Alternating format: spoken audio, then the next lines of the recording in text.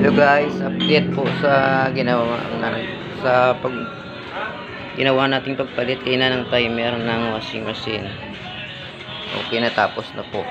Pasensya na naputol kasi full storage na yung cellphone ko. Try na po natin kung okay na. Ayan, saksak na.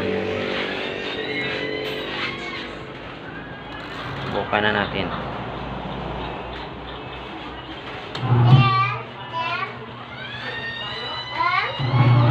Ayan, ayos na.